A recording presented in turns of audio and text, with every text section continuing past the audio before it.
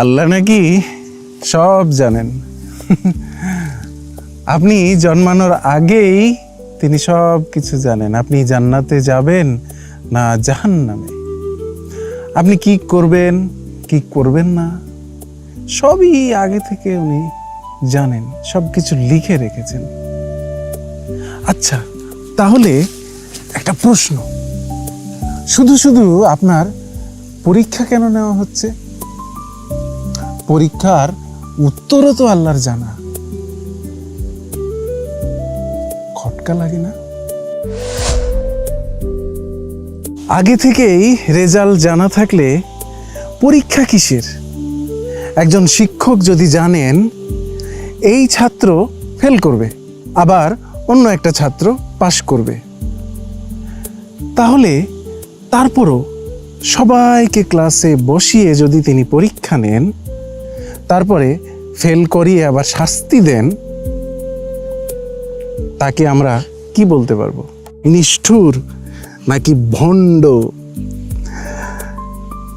কিন্তু সেটা যদি আবার আল্লাহ করে তাহলে সেটা হিকমত, আর মানুষ করলে অবিচার, আর ঈশ্বর করলে সেটা মহাযজ্ঞ। খটকা লাগে না ভাই? সব কিছু তকদিরে লেখা। আবার বলে আপনার কাজের জন্য আপনি নিজেই দায়ী। যদি লেখা থাকে আমি চুরি করব, তাহলে আমি চুরি না করলে আল্লাহর লেখা ভুল হয়ে যায়। আর যদি চুরি করি তাহলে দোষটা কার? আমার নাকি ওই লেখকের?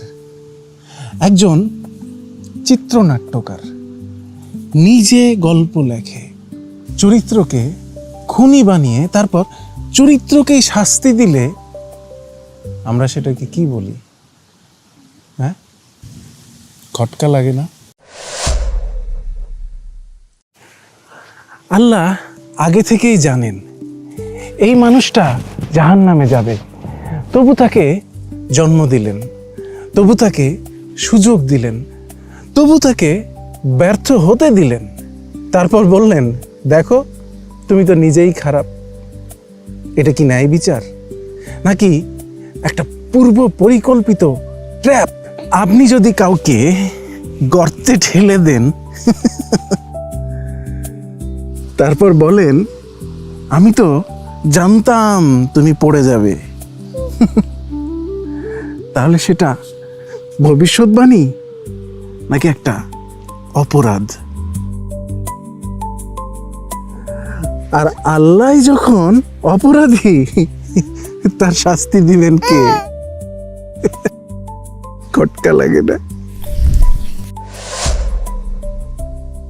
আচ্ছা, পরীক্ষা নেওয়া হয় কেন? না জানার জন্য, যাচাই করার জন্য, বোঝার জন্য। কিন্তু আল্লাহর তো কিছুই যাচাই করার নাই, কারণ তিনি সব জানেন। তাহলে পরীক্ষা আসলে কার জন্য? আর যদি মানুষের জন্য হয় তাহলে রেজাল্ট আগেই লেখা থাকে কেন? খটকা লাগে না? এই ব্যবস্থায় ভালো মানুষ হওয়া জরুরি কিছু না, আনুগত্যশীল হওয়াটাই আসল। আপনি নৈতিক হন বা না হন, শেষ মুহূর্তে বিশ্বাস আনলেই চলবে। আর যে সারা জীবন ভালো হয়ে থাকলো, ভালো কাজ করলো, শুধুমাত্র ভুল ঈশ্বরের আরাধনা করার জন্য, সে যাবে দোজখে, সে আগুনে যাবে।